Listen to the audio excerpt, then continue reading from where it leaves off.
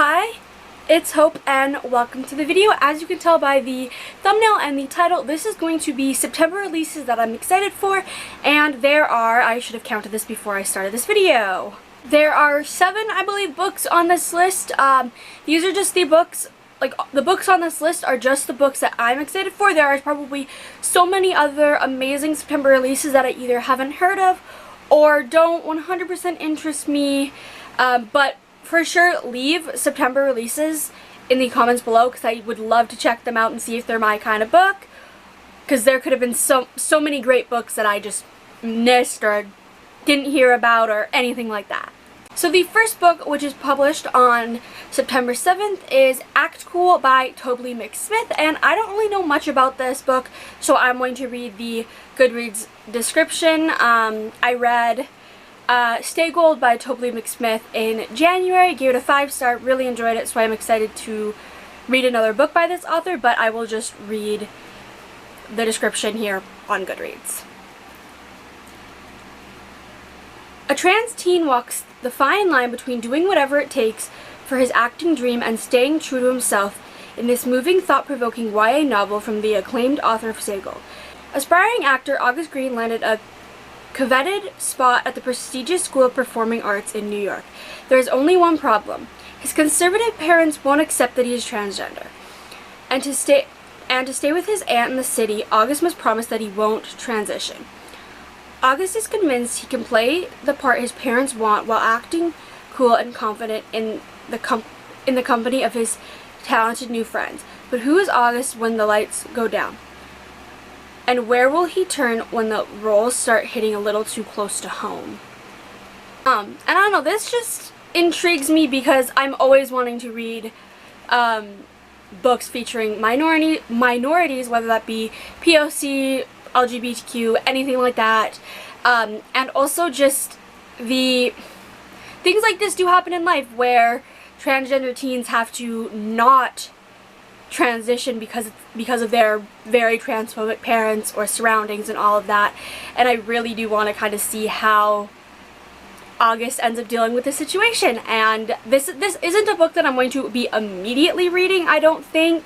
I probably will wait a few months till my library maybe can get like a copy or something, unless I decide I can't wait and I'll buy it myself. Obviously, this is a book I'd maybe like to try to get read by the end of the year, but it's not like a, oh my god, I have to get it, like I have to read it immediately, but it does really intrigue me, especially because Stay Gold was a 5-star read, so I'm like, is this going to be a 5-star read? Am I going to love this? Am I going to hate this? I don't know. Okay, so the next book is The Charm Offensive by Alison Cochrun.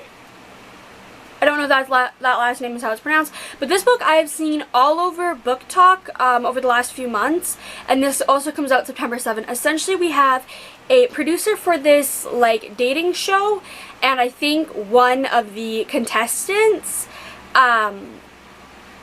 like form a friendship, then maybe a relationship, I don't know. I don't really know much about it, in all honesty. Like, I'm literally trying to like see things, but that's kind of like the rough gist of it. I honestly don't really want to know that much going into it, but that's pretty much all I've heard, and I'm like, okay, yeah, and it's queer, and all of that, and I'm like, when in doubt, anything that's queer, I'm like, okay, sign me up. So the next book is kind of like a controversial book, and that is Empire the Vampire by Kristoff, which comes out September 14th. And why this is controversial is, I'm going to explain it, is because Kristoff has produced like so many art copies of various different things, and like also there's so many editions and all of that, and that's very controversial on that. I personally don't know if I'm going to be buying a copy or waiting to see if my library gets it. I kind of want it because I love the cover. But essentially this, we've had, the sun hasn't risen in, I think it's 27 years, and vampires have pretty much like either wiped out humans or have started controlling humans, and we follow our main character of Gabriel, who's a vampire. And that's literally like all I know about this, and this is a adult, like high fantasy And like, I don't know what intrigues me. I think it's genuinely the cover. I'm pretty sure when I saw this cover I was like, I kind of need this on my bookshelf. And like, I'm debating buying it. I'll probably see when I get paid in a few days. Actually, I think I get paid the day that this video goes up. Yeah, I get paid the day this video goes up, so I'll probably have this decision made by the time this video goes up.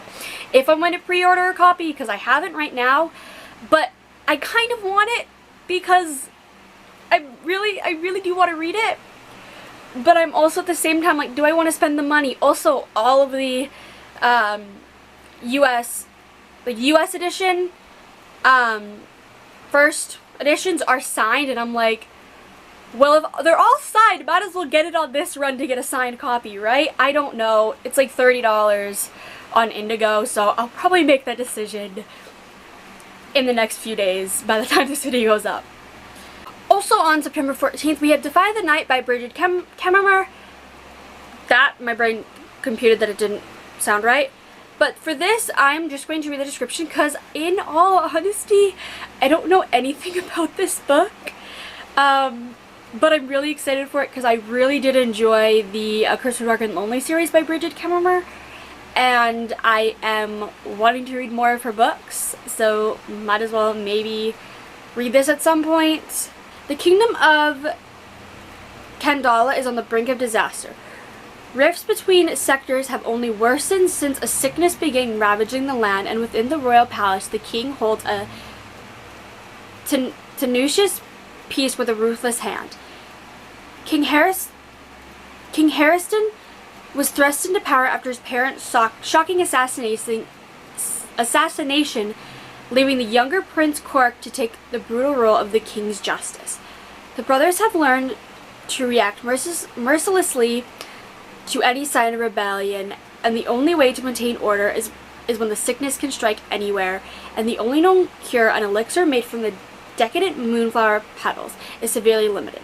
Out in the wilds, apothecary apprentice Tessa Cade is tired of seeing her neighbors die, their suffering ignored by the unyielding royals. Every night, she and her best friend Wes risk their lives to steal moonflower petals and distribute the elixir to those who need it most.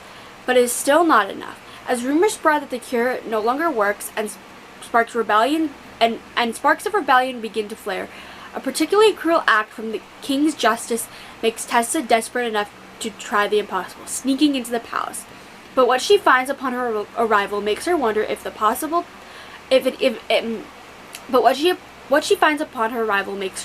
it's even possible to fix Kandala without destroying it first. That does sound really good. I've actually never read the description until now. I was just like, pretty cover author I've enjoyed books from before. Chuck it on the list. I've also seen there's art that was commissioned by Brigid Kemmerer for the main characters of Tessa and Wes, and I was literally just like, I love this. So again, I don't know when I'm going to read this. I don't really want to start very many series this year, so I might save this till next year. I don't know. I'm wanting to try to wrap up a bunch of series that I have started, yet I'm starting a bunch, so like I might just throw that out the window and read this maybe in October or November. I don't know.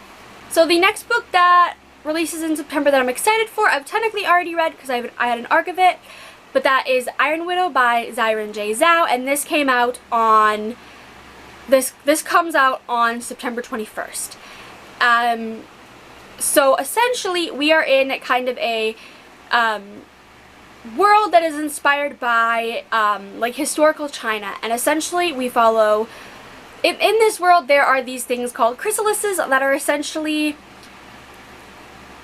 these like mecha things. They're ginormous, they're like stories tall, and it takes two people to control them. We have a male pilot and a female pilot, and essentially we have Xiran, who becomes a pilot to get revenge of her sister's killer, because more times than not when a male pilot kills the female pilot because of the female not being strong enough is essentially kind of it. But when Xiran becomes the co-pilot of her sister's murderer, she ends up killing him. That's not a spoiler, that's in the hypnosis, and she gets the title of Iron Widow, and she ends up getting placed to be the co-pilot of a very, very well-known pilot named Li Shimin, who also has the